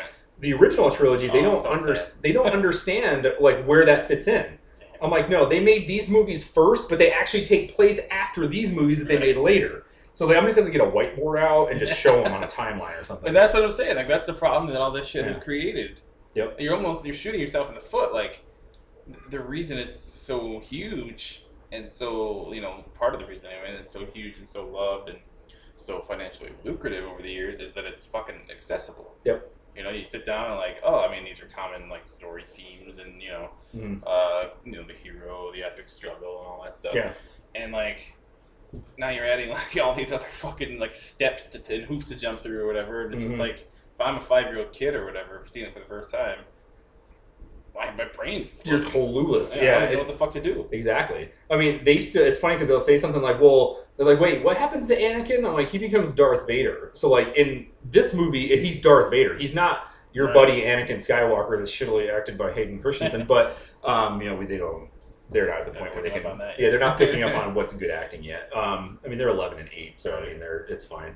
But yeah, it's like it's so confusing for them, and I'm gonna have to because we're gonna go see Episode 7 in like 5 months when it comes out. So we're gonna have to watch all the movies in order. I have to explain everything to them. I'm gonna have to sit through every movie and listen to 27,000 questions, which is fine. Like I want them to get it, but yeah, it's just I don't understand why we gotta throw this out there and fit it in. Like Rogue One's a good idea. One event. Show us how they stole the Death Star plans. Great. Yeah, it's perfect. It's relevant to a key part of the story, but it's not mandatory viewing. No. Like in order to get it. Nope, it's not. And like you're not gonna. You can do it without having any major character that needs to be portrayed by a flesh and blood actor. Like if you wanted Darth Vader, you can put some guy that's big in a suit to play Darth Vader because you're not gonna know the difference. Of course. And James Earl Jones just voiced Darth Vader for the Rebels TV show summer, like they had like a 1-hour event in the like end of June, but the actual season doesn't start till September, so I don't know how involved Darth Vader is. But in this 1-hour event, he voiced Darth Vader, so that was awesome because yes, Darth Vader, it's a cartoon, but it's still fucking James Earl Jones doing the voice, And so yeah, that was awesome. But what was I getting at? Oh yeah, so like this is a story where you don't have to show a main character that we've never seen before. I mean, maybe you could throw Admiral Akbar in there, because he's just a dude in a suit, like he's an alien. Go through any of those, like I don't want to say ancillary characters, but I guess that aren't like human or whatever. Like you can get a lot of mileage out of those, like for a little sprinkle of familiarity. Yeah, just like throw like I know. They leaked some concept art for Episode 7, and Admiral Akbar is like kind of dressed like almost like a dignitary, like he's a senator or like a really high-ranking military official. So he's probably going to be in it, like briefly. The character of Nien Nunb, who is Lando Calrissian's co-pilot in Return of the Jedi and the Millennium Falcon, he's like in it in some sort of like he's a military guy now. And that's great because those are characters we've seen. Yeah. Well, Episode 7, you want to see all these characters. It's a continuation, but yeah, like Rogue One, like we were saying, you don't have to have Princess Leia in it because she's not involved. No. She gets the plans to take to Alderaan. So yeah, they could be like at the end, like, yeah, this is Captain Antilles of the whatever ship they're on. Beam them up, hurry up, we're getting chased here or something, and they beam them up and then they leave. Yeah. You don't even have to show Princess Leia. Just like we were saying with what was it earlier? The ending should be like, I guess the Han and Chewie meeting or something like that. Yeah. Same idea. Yeah, that'd be pretty cool. Makes sense. Exactly, and that's kind of what happens in the book anthology of his backstory, Han Solo's backstory. Right. So, but yeah, so I'm just a little like, of course I'm going to go see it, to see what they end up putting out. But like, I'm still like, why would you pick that? Pick something else. Yeah, of all things, I don't know. I mean, it's clear that they're, especially now with Disney owning Star Wars and having paid billions of dollars for it, they want a return on their investment and all that stuff. Yep. So whatever, it's obviously going to be mined to the fucking gills or whatever. Yeah. That's not even a relevant analogy. Well, no, I mean, there's going to be a new Star Wars movie every year for like 6 years now. I mean, you're going to have... pick your source a little bit, or pick your topic. Yep. So and it was going to be a Boba Fett story, but I guess the guy they got to do that Josh Trank or whatever, I guess they fired him or he quit on his own. It's still kind of up in the air because of some problems he had with the Fantastic Four movie. You're saying they turned that one into the Han Solo thing? Yeah, well, yeah, I think it was originally going to be Boba Fett, but they changed it to this story, and the guys that are directing it are the guys that did the Lego movie. off. So I don't know how that's going to work out. But that turns me off. Doubly. So so I thought it was like both were still happening. But I don't know. They haven't officially announced the Boba Fett story yet, but it probably makes sense that they would just keep doing it if they already had like a script or something. I hope so. I'd much rather see that movie. I'd rather see that than Han Solo because I'm good with Solo. Like, yeah, he's fine. Yeah, it'd be fun to watch it happen, but it's totally unnecessary. Yeah, it's unnecessary. Like I said, this is implied territory already. It's like we don't need to go into it much more, So and plus, all it does is open the door for taking a bunch of liberties too. And like, again, like with the Star Trek movies, like there's a lot of good features to the new ones, but there's a lot of like they would have never shown that, when the original stories were made or whatever. And so many instances of like, okay, that's shoehorned in for a modern audience and stuff like that. Well, I remember when they announced the Star Trek movie and it was like almost like an origin story. I'm like, you know what, that might work. But then when I watched it and I realized that it's like some like alternate reality that like Spock had his hand in or something, I was like, you completely just turned me off right there. I'm done. And that's why initially I didn't want, I thought J.J. Abrams picking to do the new Star Wars was a bad idea. However, my opinion's slowly turning the other way from what I've seen. Because I think obviously he's more of a fan than Star Wars than he is Star Trek. But like when they did that, I was like, what the hell is this? Yeah. Like, why would you do this? Like, I don't understand. Like, just if you're gonna just stick with what we already have. Not like, oh well, Spock's meddling and he did something with a timeline and we're gonna curl our mustache. Like give me a break. And now he gets to fuck with Uhura. Yeah, I know. Because that makes sense. Oh my god. Yeah, but anyway, I was a little. I'm definitely night and day with this Han Solo movie, though. I'm just like, come on, like think of something else. And I can think of like 10 other singular events from what we've known has happened that could be a good movie. I'd rather see a Dengar movie than I want to see what happens to Bosk. Where does Bosk come? Actually, Bosk is a big character in the Clone Wars cartoon because he's like in Boba Fett's little gang. It's like him and Bosk and like Aura Singh, who like is this character you've never heard of, but she's bald but had like this big long ponytail. Yeah, she was in Phantom Menace for like 2 seconds because she was standing next to Jabba the Hutt, and they had this whole fucking thing about her now. But I mean that's fine. But like I said, the Clone Wars cartoon is actually pretty decent compared to what we've seen about prequel stuff. Right. And like I said, it shows you the Anakin that Obi-Wan Kenobi's telling Luke about. That's and the voice actor is better than the real actor for him. God forbid you show that in the official films. Yeah, I know, right? Why can't you cast right, people? Like God, and I still to this day, they rumored that DiCaprio was going to be Anakin, and I'm like, you know what? At least he would have been a better actor than Hayden Christensen. It would have been stupid to see. Well, I think he didn't want to do it because of what it was or whatever. But I don't know the official story. He didn't want to do it because it wasn't Martin Scorsese directing. Yeah, probably. Yeah, that's like they're buddies. But yeah, they've done some pretty decent flicks together. That's the Tim Burton Johnny Depp thing. That's what they have. Yeah, well, yeah, because he did Shutter Island. Didn't Scorsese do Wolf on Wall Street? And he did The Departed. Departed is actually one of my favorite movies of all time, so I like that movie. That's a little confusing, but yeah, Gangs in New York was the other one. Scorsese. That was pretty decent, but not really historically accurate. Right. They made Boss Tweed out to be like some pitiful, like whiny brat when he was actually like a huge like crime boss that you wouldn't have messed with. So that was kind of like one thing about that movie. I was like, that's Boss Tweed. And they got that actor that does characters like that. I don't know what his name is, but he was also in Harry Potter books. He played Professor Slughorn movies. He played the character, whatever. But yeah, he was like this like little like whiny, like he could be easily. Now I gotta know. I know what's his name. All right, look it up. But yeah, some of those movies were pretty good. I'm not really a fan of everything Scorsese does. Well, actually, I like Goodfellas. It's a little violent, but right. Ironically enough, when I type in IMDb, the top news for it is Leonardo DiCaprio's new movie. Yeah, lots of grunty noises in his new film trailer. Yeah, it's about some hunter or something. But what was I saying? Oh, my favorite Scorsese work is Michael Jackson's Bad Video. Well, of course. God damn it. You can't just take me to IMDb.com. It's right there. Movies, TVs, and celebrities. Oh. There you go. I don't want to click on the There's 8 things in before it. Yeah. What was it? Gangs in New York? We said. And of course, Daniel Day-Lewis. I mean, he's pretty much good in everything he does. Yeah, but, sure. And I did like the little bit of the Liam Neeson cameo at the beginning of the movie too. He played like the preacher or something that was didn't really make any sense why he would be killing people in gang fights, but right.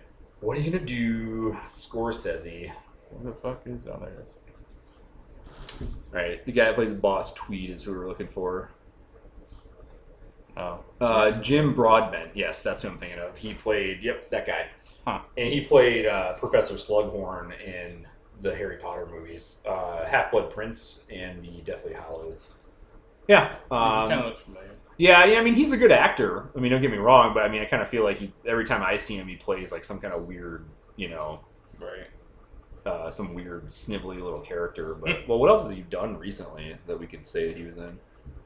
Oh, he was in Cloud Atlas too. I read the book, which is good. I heard the movie was awful.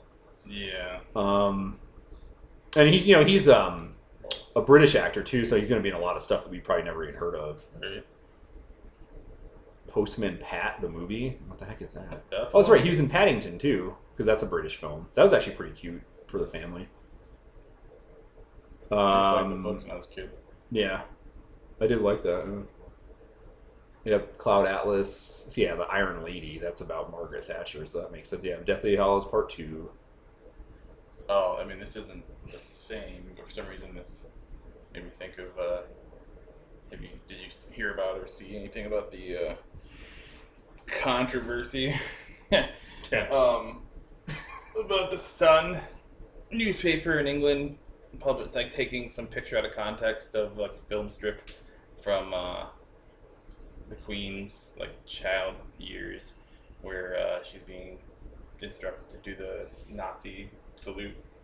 Like it's this big thing, like, oh, look at the Queen, Nazi sympathizer or whatever. Yeah, right. It was I don't know. I guess like her dad. Can't remember who it was. As soon as you fucking hear the name, you know who it is. Sort of had like a forced working relationship with them or whatever. I don't know. There's a lot more of the story to it, but it's like a 2-minute piece of footage or something. They just take like the picture where they're all doing this and like put it on the front page and shit. But the crazy thing about that is, for me anyway, because I don't know, sometimes I'm terrible at math, but I'm obsessed with numbers. Sometimes, like, they say, like, the official response from Buckingham Palace or Windsor Castle, whatever the fuck it's called, it was like, we don't appreciate the apparent, like, they didn't say theft, but they were like removal of personal property from the Queen's archives or whatever from 8 decades ago for publication or whatever. It's like 8 decades, Jesus fucking Christ. Yeah, that's crazy. Like 8 decades. Well, yeah, the Queen is pretty old. She's like in her 90s, isn't she, or something? I guess, yeah. Well, she has to be if it was 8 decades ago. It's like crazy. Well, I mean, my problem with that is it's like you said, it's like basically taken out of context, probably. Well, that's what they were saying, like, to defend it, but I didn't really, like, research it or anything. Yeah. Oh, look at that second thing that comes up. Nazi salute. Well, I kind of figured that didn't England, they were like the #1 enemy of Nazi Germany, so I'm pretty sure that the Queen of England, right. Probably, I mean, she's a kid too, and yeah, they were like, when did this come out? Like, what was the secret 1933 film? Okay, Yeah.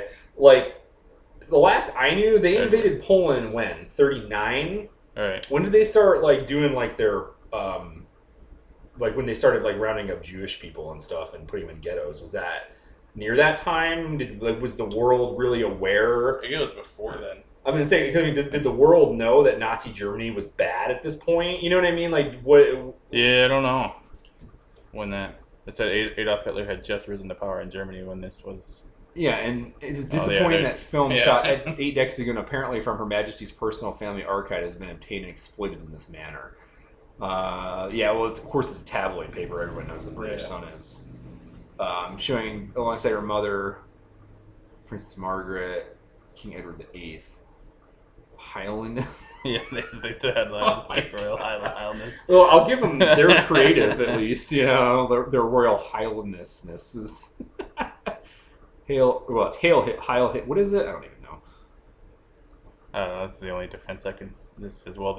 There's clearly no suggestion that they were Nazi sympathizers. Well, yeah, but like it says here, Edward VIII, yes, his links to Hitler and fascism are very well documented. So, of course, you know, that's her father that was king. So, I mean, if they're like, you know, maybe they were just showing him how to do it as like as a show of respect when they came to visit. You know what I mean? Like you don't like treat visiting dignitaries like shit. You know, you like kind of like do things to adapt to them a little bit. You know what I mean? Does that make sense? Like, I mean, obviously, if you're walking around doing a Heil Hitler now, you're gonna get beat up as you should be. Yeah. But like in 1933, like they said, he just rose to power. Like I don't think at that point in our history we knew the absolute atrociousness of what he was going to turn into. You know, he didn't invade Poland until 39, so it's like that's 6 years before that. You know.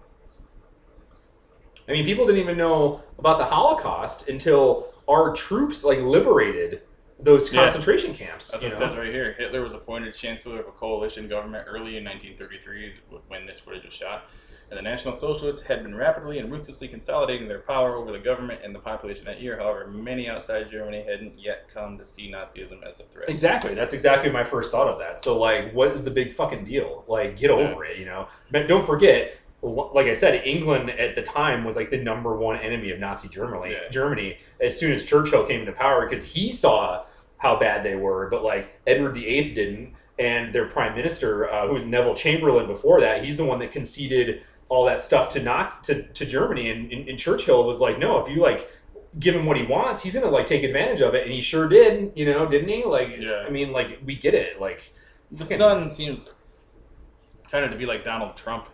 In this issue where they're like, they say one thing and they do it first, like they publish this first as like a gotcha kind of thing. Like, look at the Queen, she's a fucking Nazi. That makes sense. And then of course, then they like people get all mad and they go, here's their fucking retraction statement or whatever. Like, these images have lain hidden for 82 years. We publish them today knowing they do not reflect badly on our Queen, her late sister, or her mother in any way. They do, however, provide a fascinating insight into the warped prejudices of Edward VIII and his friends in that bleak, paranoid, tumultuous decade. Exactly.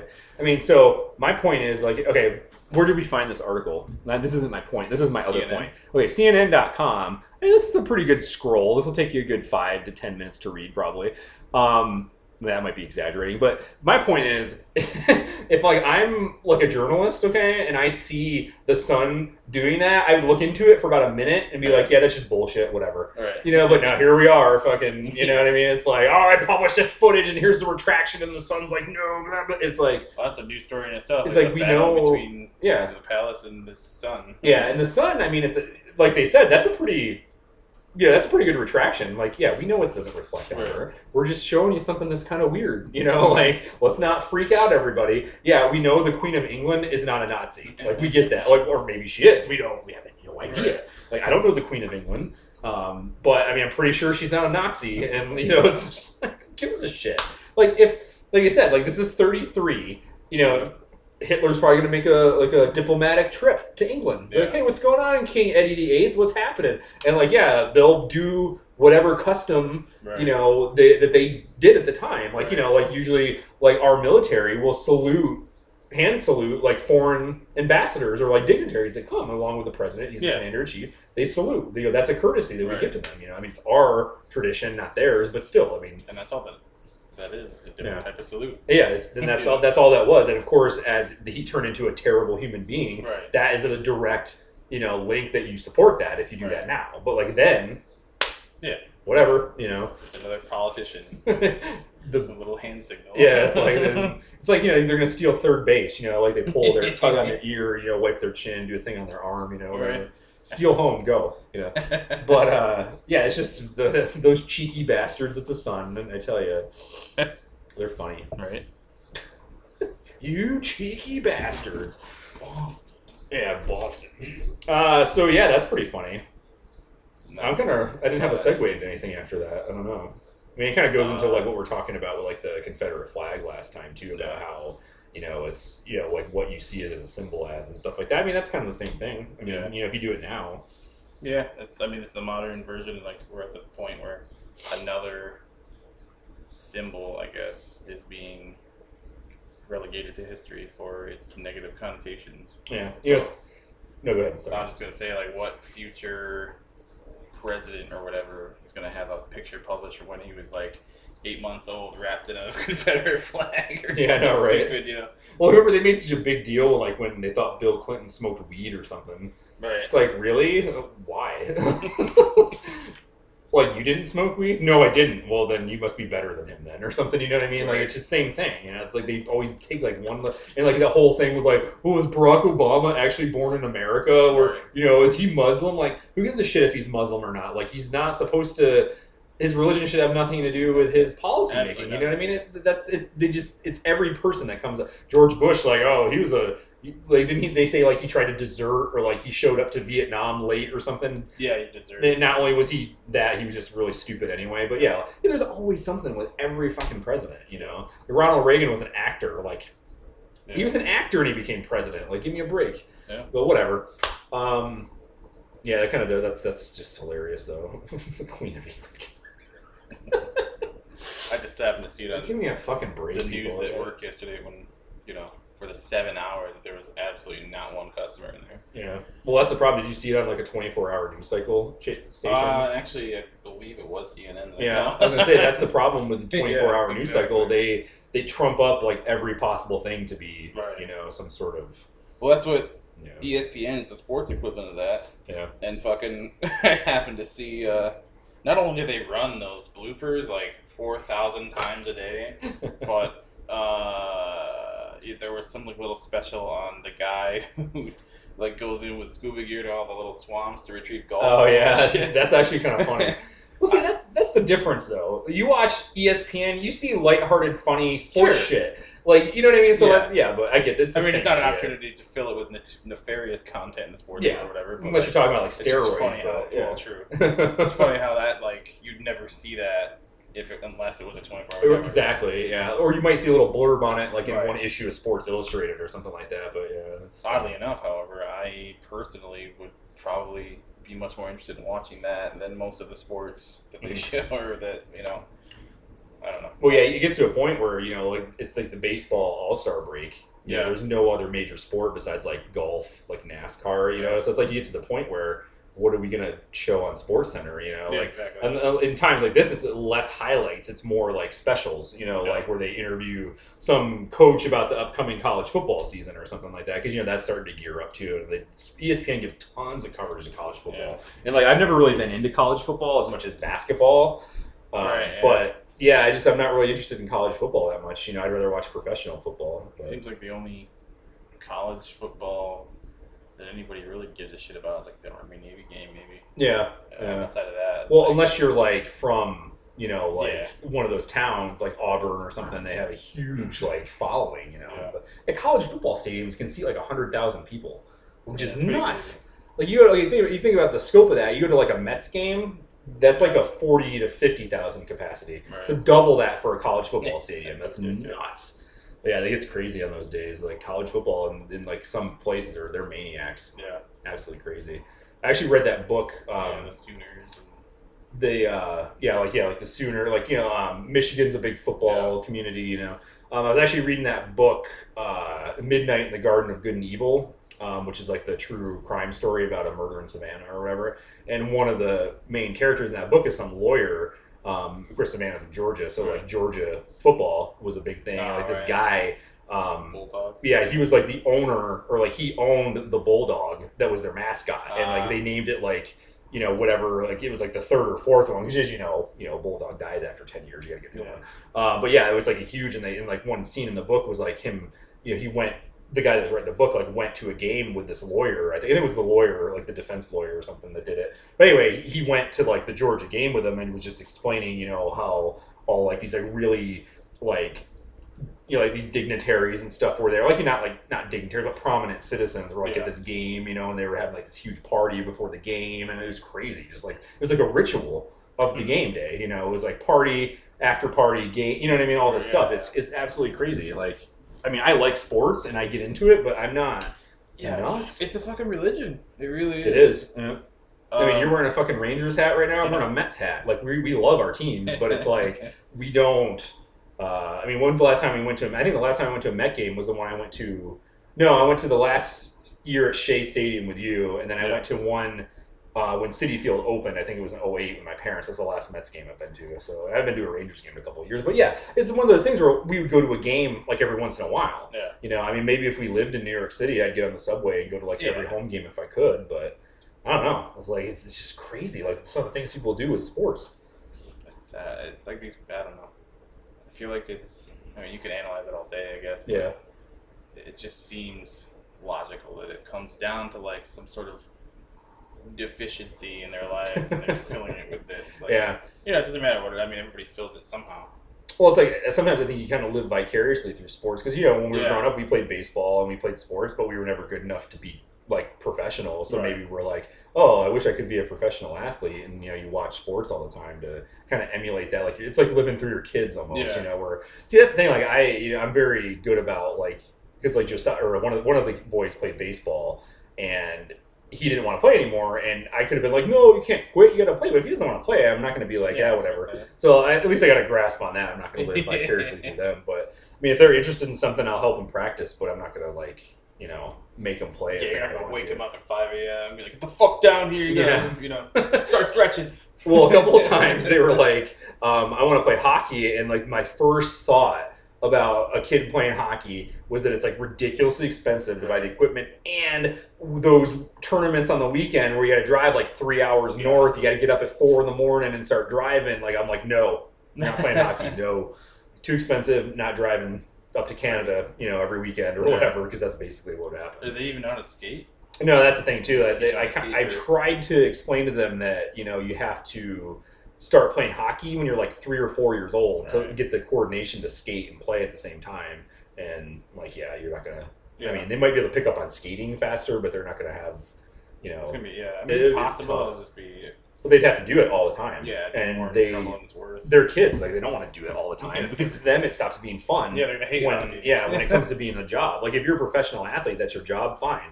But if you're a kid, like you don't want to play the same sport and practice 3 hours a day, 7 days a week, you know, 5 years in a row. Like no way.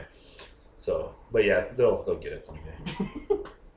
Yeah, I think I don't know. It's also like this sports in general. It's like this simulated combat thing that people like. People are still fucking bloodthirsty. Nothing's changed since the Coliseum days. Yeah, I know, right?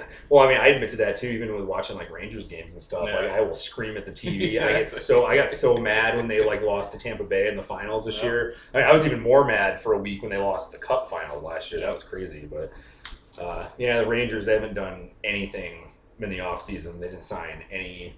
No. They re-signed a bunch of players they already had, which is fine. They traded Carl Hagelin. I'm not sure if you're familiar with him.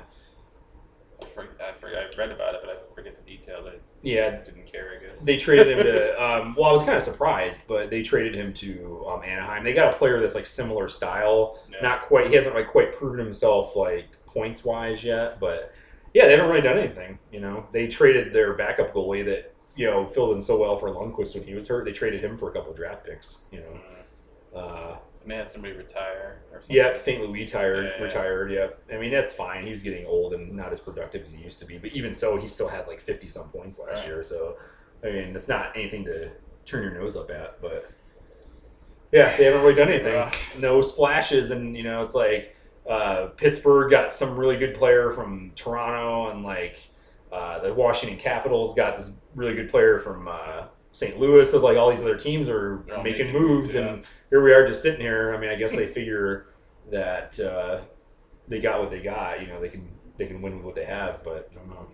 It's gonna be disappointing. It seems to have worked out. Well, I don't know. I guess I can't say it's worked out so well for them because usually they do make some moves, right? Yeah, I mean they have lately. Well, a lot of those big name players they signed or traded for, like they either didn't turn out the way they wanted to. Big one was that Brad Richards, that center that they got from. They signed him from Dallas or whatever. He. They basically bought out his contract after a couple of years because he didn't do what they wanted him to. So, yeah, the Rangers are like that, though. They tend to sign players that either I hate or just don't have it anymore. Like, they signed Eric Lindros after a while. I was like, no, what'd you sign him for? Like, nobody likes Eric Lindros unless you're like... Well, on the Flyers, and like everybody, if you're a Rangers fan, you hate him. Yep. And now it's like, oh, let's fucking root for him. Yeah, and like they signed him, and remember, they signed that Pavel Bure from Vancouver. Remember, Uncle Matt hated it, Pavel Bure. And when they beat Vancouver in the '94 Cup final, like, that was the big thing. Like, Pavel Bure was like, oh, he's awesome. And the Rangers were like, no. They ended up signing him. He did nothing. The only one that really, I think, worked out was Jaromir Jagr. I hated Jaromir Jagr, but when they signed him, like, he was on the team for a good 4 or 5 years and produced and got him back into the playoffs. So he actually worked out, but, like, they rarely do. Like, they signed, like, that Chris Drury from Buffalo and Scott Gomez from the Devils. Like, they never, and those guys never worked out. They got rid of them. You know, it's just like, oh, yeah. Nope, didn't work out. So, like, what are you going to do? You got Rick Nash. He worked out fine until it comes to the playoffs and he chokes and doesn't score goals, but, you know, what are you going to do? And enough of that. Sports just make me mad. I just have to wonder how long Henrik Lundqvist can continue. Well, not only in general, but on the Rangers. Yeah, I always figure, like, if you got Lundqvist in goal, you have a chance no matter what. So that's like your ace up your sleeve right there. But everybody knows about it, so it's not really like it's ace. But you know what I mean. But it's like, that's their whole team. Yeah. Every fucking year. Well, that's what happened when that coach John Tortorella was with him. He was getting pissed off because he had to do so much work because the style that he was coaching and wanted him to play in, like, he relied heavily on Lundqvist to produce, and, like, you know, it was exhausting him to play at that level. You know, he needed. But that was a big thing. But, you know, Lundqvist, he's 33, so I think he's the same age as me. He was born in '81 or '82, so he's our age. So fucking weird. So, I know, that's nuts. And he's like this, you know, like, rich playboy. He's so successful. But, yeah, we're pizza oven. Yeah, we're just like, I push paper all day. Whatever.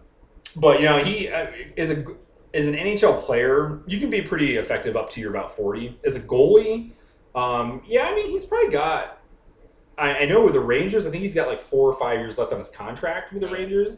So he should be fine, skill level wise. You know, I mean, look at Martin Brodeur. I mean, he played until he was like 42, 43, and he was still effective. That's true. So you still have Lundqvist in his prime right now. So, like, he'll be good for a few years, like at least the level that he's at right now. Maybe until his contract runs out. But I mean, after that, like, who knows? Are they going to go with a younger guy and let Lundqvist go? Is Lundqvist going to retire? I mean, it'd be awesome if he was a Ranger, like, his whole career. Yeah, I mean, I remember the first game that he played in. Right. It was actually funny, because I was in Virginia, so we couldn't watch Rangers games, so I had to order that, like, NHL Center Ice package. And I remember at the time their goalie was Kevin Weeks. I think he was either hurt or just got a day off, and Lundqvist came in and did awesome. And we were like, who is this guy? Because he was drafted, like, in the 30th round of the draft. But they're like, oh, yeah, he played in the Swedish elite leagues and blah, blah, blah. And when he played again, he played really well. Ended up beating out the starting goalie for the starting goalie job, and then he's had this job ever since. Right. Like, I mean, it was just, he came out of nowhere. And it was awesome. I think that was like 05, 06 season. So, yeah, that was a good 10 years ago. But, yeah, it'd be great if he was a Ranger his whole life, you know. Like, can't really think of very many players that have been a Ranger. It doesn't really happen anymore. Yeah, I mean, Mark Messier retired as a Ranger. Remember, he went to Vancouver for a few years before he came back. And I know Adam Graves went to San Jose. Brian Leach wasn't even a Ranger his whole career. He went to Toronto for, like, his last couple of years. But, yeah, you know, that'd be awesome. I'd like that, you know. Something to hang your head on, New York Rangers fans. But I mean, I guess there's a couple instances of people being on team their whole careers, but yeah, like Derek Jeter was on the Yankees his whole career. A lot of. I think it happens more often, I think, in football. Like, it used to, not anymore, but same thing. You know, people leave, but like, you know, Tiki Barber was a Giant his whole career, you know, stuff like that. But yeah, there's few and far between. I know Cal Ripken Jr. played for the Orioles his whole career, but yeah, there's like a guy here or there that'll stick it out, you know. Yeah. Craig Biggio was one of the guys that got inducted in the Hall of Fame. He was an Astro his whole career. Speaking of that, I was at the bar last night, and they had the Texas Showdown. They had the Rangers versus the Astros, and I noticed they were both full on wearing the '70s uniforms again. Oh, nice! Like, that is fantastic. Yeah, those Astros, man, those are nasty uniforms. So awesome. Yeah. The Rangers is kind of like, I mean, you can tell it's a little older, but it's not so dated. It's like this, like, sky blue thing, like ribbon writing or something. I agree with that. Their old uniforms weren't really, like, they weren't really like the, like, you know, like we're talking about the Astros or like the San Diego Padres uniforms of, like, the yellow and the brown. Like, those are nasty. But yeah, like, if you look at those old Rangers, like, yeah, they are, even now they're not really that dated. So they were one of the more Well, you look at like the Mets uniforms; they haven't really changed that much. No. I mean, they wore pinstripes. They still do every once in a while, but yeah, I think they brought it back this year. Yep, they have a pretty. It's like almost like an off-white with pinstripe, which is a lot better than like the stark white. But yeah, they have like their versions of jerseys. Like they have like the solid blue that they'll wear away or at home. Yeah. Sometimes they have the solid black for a while. They even have like one of those stupid ass camo uniforms too. Yeah, I hate those things. Man. I mean, I get it. Go support the troops. Support the troops. But it's just like, why do a ceremony? Wear camouflage uniforms look stupid. Have a military day or something. Well, San Diego Padres, I think, are the ones that started that because they're a big military town. Right. They have a huge naval base there. But yeah, they started wearing like a camo type uniform as like a regular, like not like every day, but like once a week kind of thing. Jesus. I mean, I think that's neat if you're like in an area like that because you're like, what, we have a huge military community. Let's get them to come out and watch some games. Like you're just obviously wanting more ticket sales, but I mean, I understand that more. Like changing a uniform. Yeah. I don't know. I mean, I understand it more for San Diego, but when every other team starts doing camo uniforms on Memorial Day, it's like, what? But whatever. Let's leave baseball separate, for Christ's sake. Yeah. Yeah, I was actually looking into that too, on like why they still sing the national anthem at the beginning of a sports match. I mean, I'm not like an anti-American communist or anything like that, but like I still don't understand why we sing the national anthem before a sporting event. Like I don't get it. Like I looked into the roots of it, and it was like when it was like wartime, like World War II. It made sense because a lot of baseball players like left to go fight in the war, and they started doing it as like a tribute, to the people that weren't there, and there was a big war, a necessary, quote unquote, necessary war going on, and it just kind of ended up becoming an everyday thing in the sport. But I'm like, I get the root, but I don't understand why we're still doing it. It just doesn't make sense. Of course, if I say anything about it, I'm some douchebag.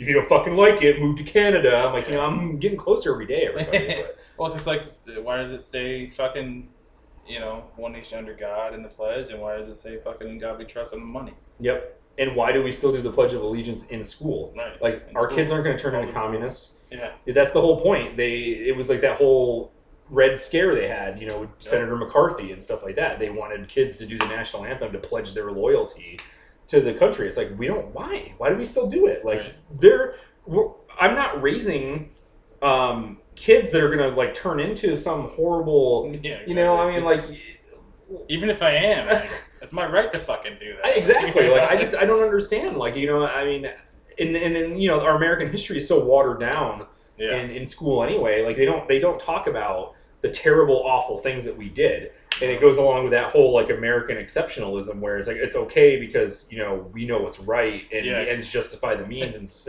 like, no, like how many times did we screw over Native Americans out of some kind of treaty and just took their land anyway, or like slaughtered them? I mean, we basically put them in reservations. Like that's basically like putting them in concentration camps. Exactly. We did it to Japanese Americans in World War II because we were afraid they were spies. Like we did horrible things to people. I mean, that's just like a couple things. Yeah. Like we basically stole Texas from Mexico, and the whole Alamo sham is ridiculous because basically the Alamo is more of a symbol of Texas slaveholders wanting their own state because Mexico didn't want slaveholders in their country. It's like, and that's like some fucking symbol of like, oh, America the beautiful, we're so great, blah blah blah. We took what we wanted. It's like, but the Texas Rebellion was basically about slavery. It's like, fucking, we talk about how bad the Confederate flag is. How bad's the fucking Alamo? Like, give me a break.